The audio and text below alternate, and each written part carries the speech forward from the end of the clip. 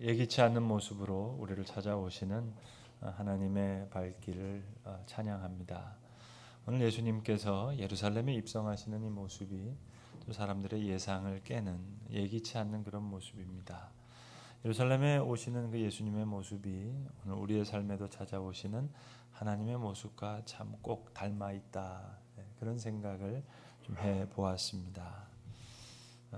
여러분, 하나님께서 매주일 12시 시간 딱 맞춰서 이렇게 만나주시면 얼마나 좋겠습니까? 근데 그렇지 않거든요. 어떨 때는 예기치 않은 시간에 예상치 못한 순간에서 하나님은 우리를 만나주십니다. 그러나 하나님 편에서는 오랜 준비와 기다림 가운데 겸손한 모습으로 그리고 또 당당한 모습으로 권세 있게 다가오시는 하나님의 발길을 생각해 봅니다. 사람들은 적어도 세 가지가 있으면 변한다 그렇게 저는 믿습니다. 첫 번째는 바라보는 눈길, 그리고 두 번째는 손길, 손을 한번 꽉 잡든지 어깨를 두드려 두든지, 그리고 세 번째 아무런 말을 안 해도 괜찮습니다. 아무런 말이 사실 필요 없습니다.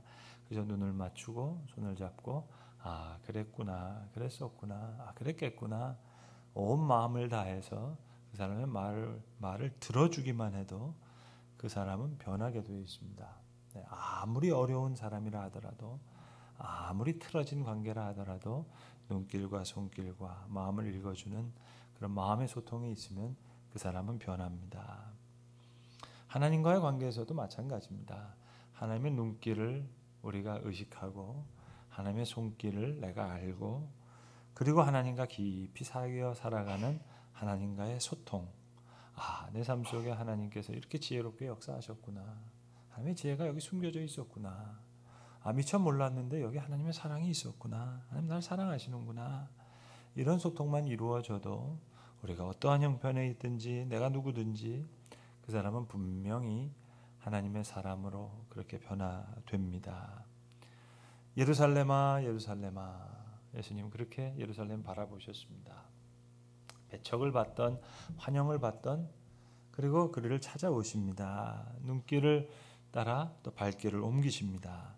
선지자는 예루살렘 밖에서 죽는 법이 없느니라. 예루살렘을 향한 귀한 손길이었습니다.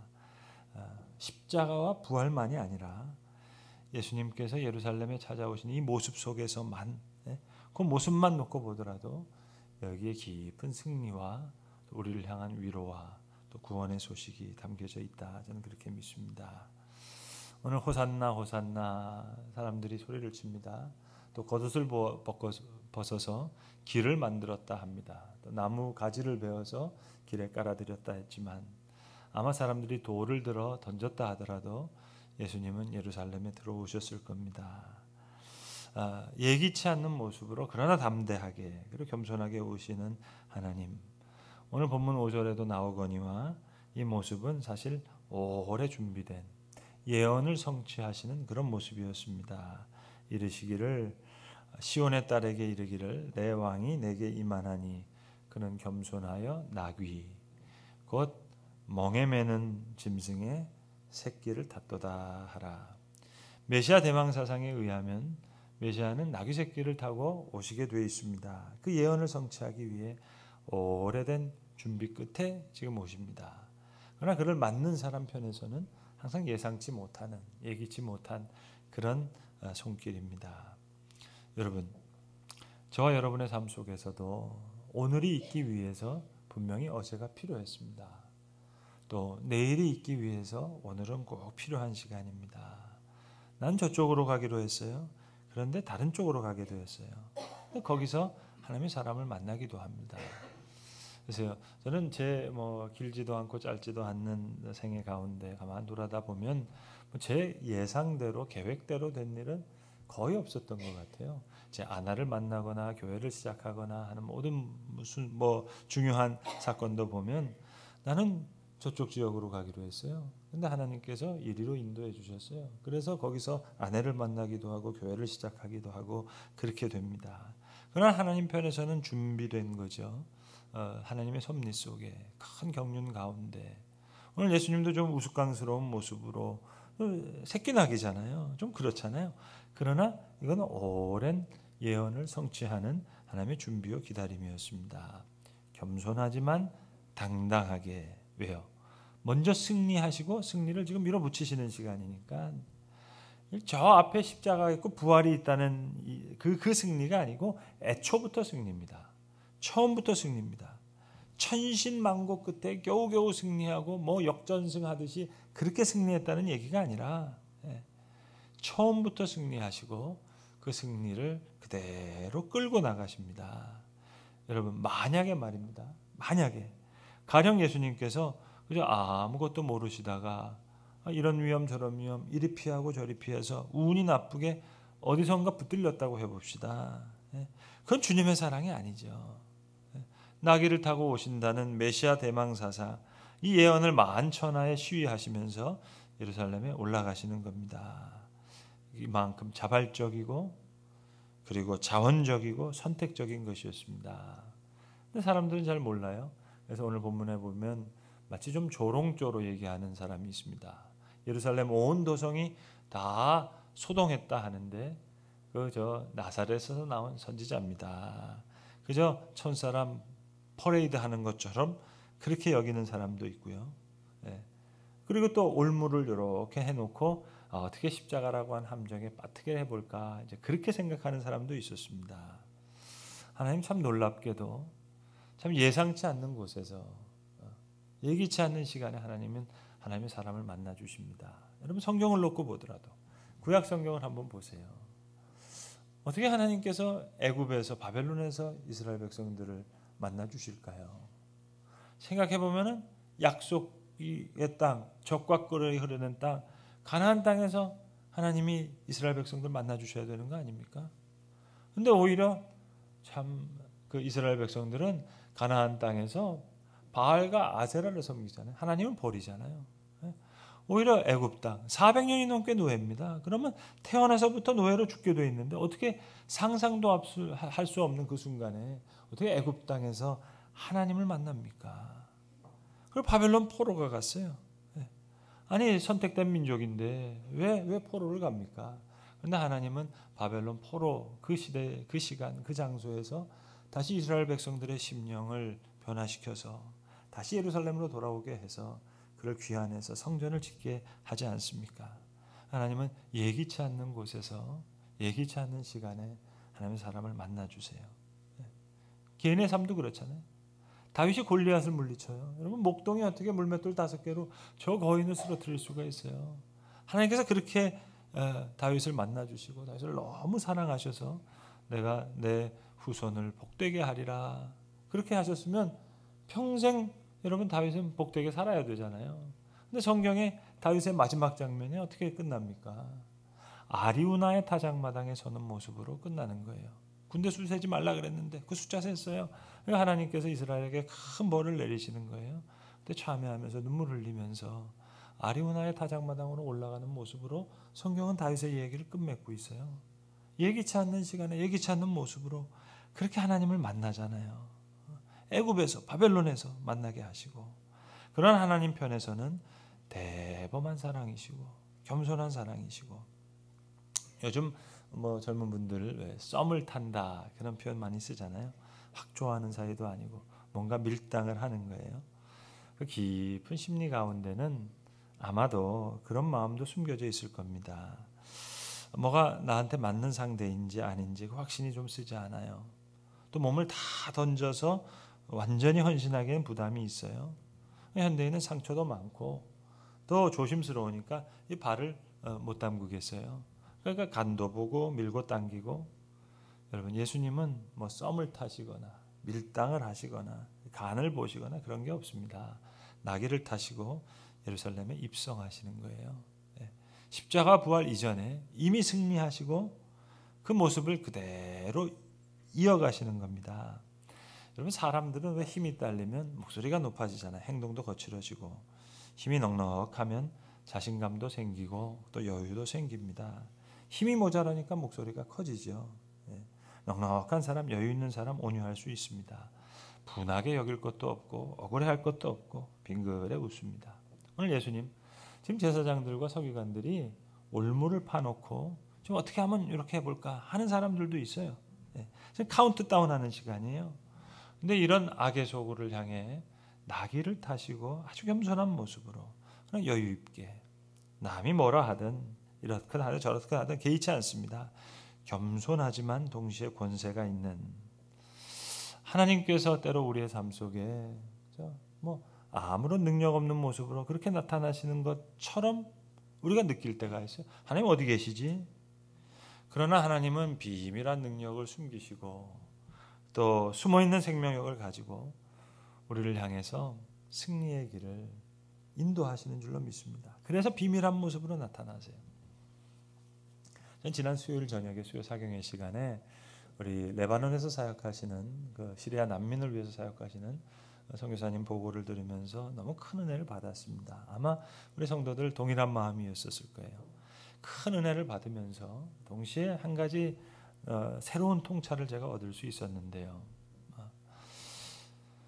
여러분 그 바울과 바나바의 그 사역이 시작된 곳이 바로 안디옥이잖아요. 시리아의 안디옥이거든요. 거기서부터 사실 바울과 바나바가 파송받아서 1차 전도여행, 2차 전도여행, 3차 전도여행. 그래서 결국 그렇게 돼서 우리도 지금 복음을 받은 거 아니겠습니까? 근데 지금 여러분 잘 아시듯이 유럽의 각 나라들이 난민 때문에 지금 골치를 아파하고 있잖아요. 이 IS라고 하는 이 근본주의 때문에 얼마나 많은 문제가 있습니까? 근데 저는 이렇게 난민 캠프가 그렇게 많은지 몰랐어요. 전 6월 달에 레바논 난민 캠프를 한번 일주일 동안 다녀오려고 그러는데 그 백화 지역 거기에 나는 선교사님 하는 난민 캠프 있고 한 몇백 개 정도 있겠다 생각하는데 그 백화 지역에만 한 5천 개 있더라고요. 그러니까 요르단과 합하면 한 10,000개 넘는 이런 난민 캠프들이 막 있는 거예요. 그러니까 이 난민들을 흩으셔서 하나님께서는 또 비밀한 선교 역사를 일으키시도 하고 또 저 이슬람 그 아주 어려운 선교의 장벽을 무너뜨리기도 하시고 새로운 하나님의 성전을 세우시기도 하시고 그 얘기를 들으면서 출애굽의 역사와 바벨론 포로의 역사가 이거 성경에만 나오는 얘기가 아니구나. 사도행전에만 그저 바울과 바나바를 안디옥에서 파송했다 하는 얘기가 있는 것이 아니라 오늘도 하나님은 하나님의 열심을 가지고 비밀스럽게 우리가 도저히 예상할 수 없는 방법으로 예기치 못한 방법으로 그런 만남을 가지시고 계시는구나. 그 생각에 너무 감격했어요. 여러분 비단 시리아뿐이겠어요? 우리의 삶 가운데도 매주일 12시에 시간 딱딱딱딱 맞춰서 만나주시는 게 아니잖아요. 여러분 예상치 않는 시간에 예기치 않는 모습으로 그러나 오랜 준비하심 가운데 승리의 길을 향해 오시는 그분을 만나면 우리는 그 속에서 감사와 은혜와 구원을 누릴 수 있는 거죠. 빌립보서 2장에 보시면 그는 하나님과 본체시나 그와 동등됨을 취할 것으로 여기지 아니하시고 오히려 자기를 비어 종의 형체를 가져 죽기까지 복종하셨다. 자기를 비어 케노시스 동사형을 하면 에케노센 자기를 비어 종의 형체를 입으셨다. 아는 거지만 모르는 것처럼 할 수 있지만 할 수 없는 것처럼 큰 능력이 있지만 능력이 없는 것처럼 이런 겸손과 온유의 권세 말입니다. 말할 수 있다고 다 말하겠습니까? 안다고 다 안다고 하겠습니까? 오늘 그러한 모습으로 예수님이 예루살렘에 들어오시는 거예요. 하나님께서 오늘 그러한 모습으로 우리의 삶에 찾아오십니다. 어떨 때는 심지어 무능해 보이기도 하실 정도로 말입니다. 자기를 비우시는 거예요. 십자가를 지실 때 사람들이 조롱하잖아요. 십자가에서 내려오라. 그러면 믿겠노라. 아니 소경의 눈을 뜨게 하고 죽은 사람을 살리는 자가 왜 자기는 못 고치냐. 무능하다고 초라하다고 형편없다고. 여러분 만약 정말 훌쩍 뛰어내려서 봐라 이놈들아 했다면 그러면 통쾌했을까요? 주님은 자기를 비우시고 에케노우센 남을 살리려고 자기를 죽여요. 남은 고치고 자기는 고치지 않아요. 오늘도 이런 겸손한 모습으로 하나님 우리의 심령을 찾아오십니다. 굉장한 능력을 철저히 숨기시면서 말입니다. 죽기까지 복종하셨으니 하나님의 능력이 없어서가 아니에요. 아니 천지 만물을 다 창조하신 하나님께서 왜 능력이 없으시겠어요? 그런데 깊은 지혜 가운데 우리를 찾아오시는 거죠. 우리 간혹 종종이죠. 늘 기도할 때 하나님의 능력을 위해서 하나님의 능력을 구할 때가 참 많잖아요. 그런데 사실 그 능력과 함께 하나님의 지혜를 사실 먼저 구해야죠. 내가 병원에 누워있다 하더라도 하나님 나 벌떡 좀 일으켜주세요. 달리다 쿰 그거를 바라기 이전에 하나님 분명히 하나님의 섭리와 경륜 가운데 하나님 뜻이 계셔서 하나님 허락하심 속에 모든 일이 일어날 텐데 하나님 사랑이 부족해서도 아니고 하나님 능력이 부족해서도 아니고 분명히 이 일이 나한테 있다면 여기 하나님의 깊은 지혜가 있을 텐데 하나님의 그 뜻이 뭔지 그걸 좀 알게 해주세요. 하나님의 지혜를 먼저 좀 알게 해주세요. 그 기도가 함께 가야죠. 겟세마네 동산에서 우리 주님 기도하시면서 내 뜻대로 마옵시고 아버지의 뜻대로 하옵소서. 이건 단순히 복종하고 순종하는 시간이 아니라 하나님 아버지를 높이 높이는 시간이죠. 아버지의 지혜가 너무 높아요. 그 지혜가 높으니까 나는 깨끗한 마음으로 순종할 수가 있어요. 죽기까지 복종하사 십자가에 죽으심이라. 우리는 너무 성급하게 결과를 기다릴 때가 있죠. 내 수고 내 희생 적어도 나 죽기 전에 결과를 봐야지. 그렇지 않습니다, 여러분. 십자가에 죽으심이라. 내 수고가 어떻고 이게 어디로 돌아가는가? 아니요. 죽기까지 복종하사 십자가에 죽으심이라. 하나님 앞에 다 맡기고 또 형편없이 보이는 제자들에게 다 맡기고 나귀 새끼를 타고 예루살렘에 입성하시는 예기치 못한 이 모습 속에 큰 승리를 다 담아서 우리에게 그렇게 찾아오십니다. 저는 책을 통해서 많은 사람들을 만나는 편인데 저에게 감동을 준 많은 분들이 있죠. 그 중에 이제 최근에 몇 년 사이에 세상 떠나셨던 브레넌 매닝이랑 그 헨리 나우엔이라고 하는 두 분은 참 많은 책을 통해서 제가 많은 은혜를 받았습니다. 불황아 복음, 아바의 자녀 이런 책을 쓰셨던 브레넌 매닝, 알코올 중독자였습니다. 죽을 때까지 그것 때문에 많은 고통을 당하신 분인데 얼마 전에 돌아가셨는데 어떻게 이런 깊이 하나님을 만날 수 있었을까? 이 내면에 많은 아픔을 가지고 말입니다. 헨리 나우엔 우리 시대에 정말 엄청난 영적인 감화를 가졌던 분인데 이분 내면이 가지고 있었던 그 고통은 참 말로 할 수 없거든요. 강단에서 좀 표현하기 적절치 않은 그런 깊은 고민도 갖고 있었던 분입니다. 이 두 분만 보더라도 참 하나님 오묘하게 하나님 사람을 만나주시고 만져주시는구나. 나귀를 타시고 예루살렘에 오시는 거예요. 샬롬의 도시예요. 평화의 도시 예루살렘. 사실은 분쟁의 도시잖아요. 우리가 성도, 세인트, 성도라는 이름을 갖고 있지만 우리 가운데 얼마나 많은 굴곡과 혼란이 있습니까? 그런데도 찾아오시는 거예요. 아니 예수님의 모습도 혼란스러워요. 세속적인 왕권으로 오신다고 해서 예수님을 십자가에 못 박는 사람도 있고 어떤 사람은 오늘 본문에서처럼 아리송하게 갈릴리 나사렛에서 나온 선지자입니다. 뭐 그 정도로 평해버리는 사람도 있고 그러나 이 모습에 깊은 승리가 담보되어 있습니다. 요즘 이제 TV 방송 같은 데 이렇게 보면은요. 요리하는 방송, 이렇게 먹는 방송 이런 게 참 많은 것 같아요. 그건 이렇게 보면서 이걸 시청하는 현대인의 심성 속에 뭐가 있을까? 뭐를 찾을까? 단순한 재미만은 아닌 것 같아요. 그 내면에는 깊은 위로와 치유를 찾아가는 그런 목마름이 있는 게 아닌가.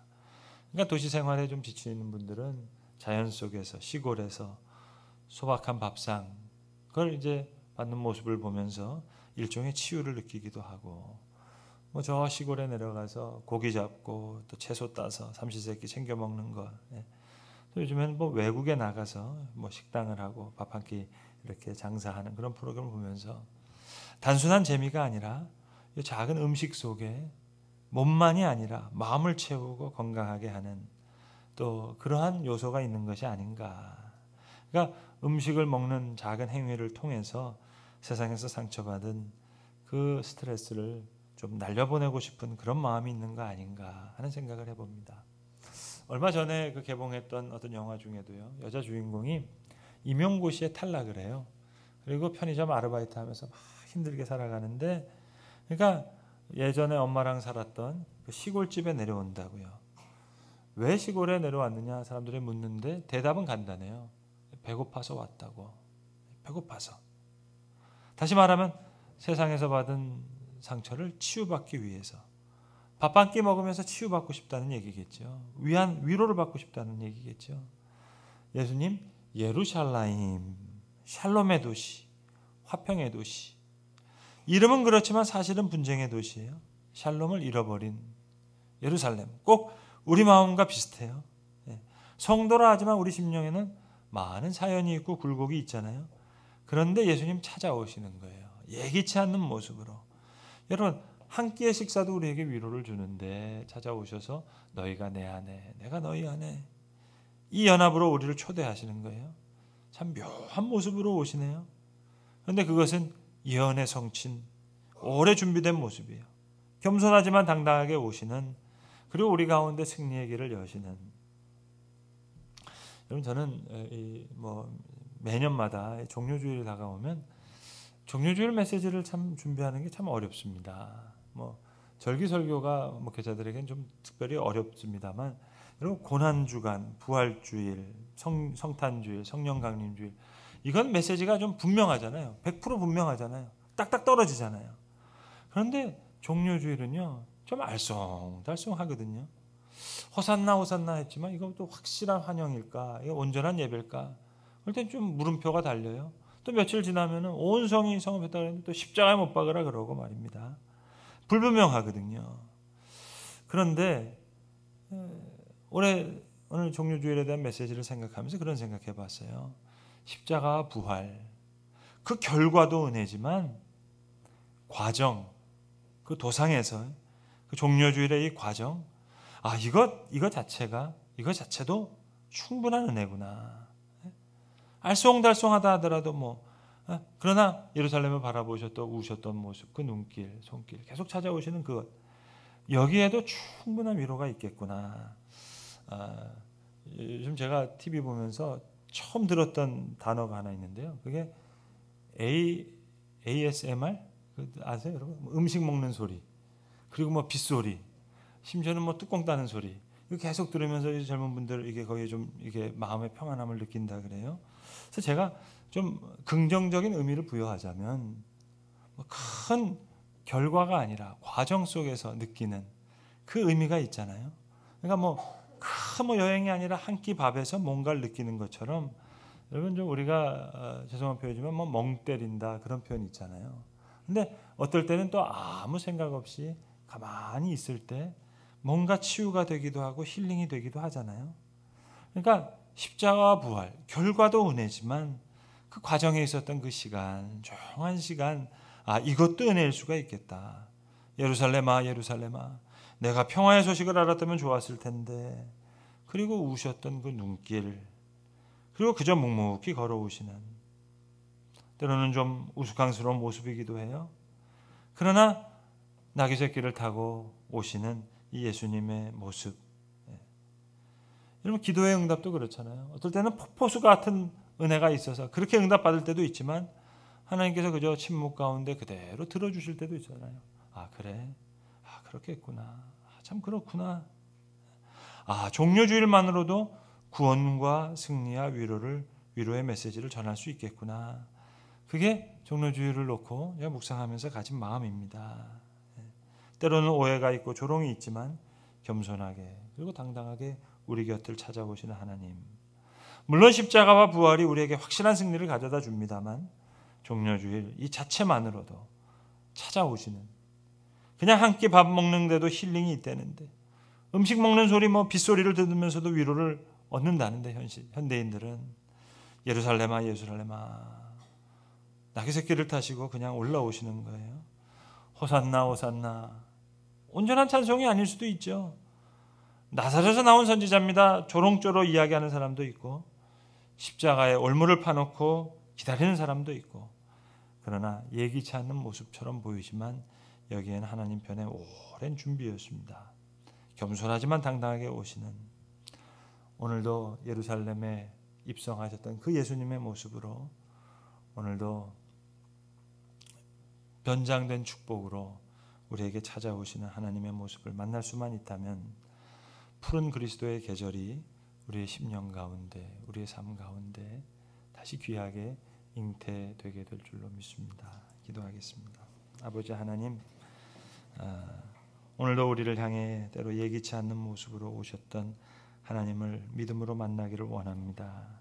주님, 약속 위의 땅, 젖과 흐르는 땅에서 오히려 하나님을 만나지 못할 때도 있었고, 그러나 애굽에서 바벨론에서 하나님을 만났던 이스라엘 백성과 같이 오늘도 어떠한 모습으로 우리에게 찾아오시던 그 하나님을 만나 믿음으로 만나 그 속에서 화평과 승리와 구원을 얻는, 그리하여 푸른 그리스도의 계절을 우리의 심령 가운데, 우리의 삶 가운데 다시 잉태하게 하여 주시옵소서. 우리 주 예수 그리스도의 이름으로 기도합니다. 아멘.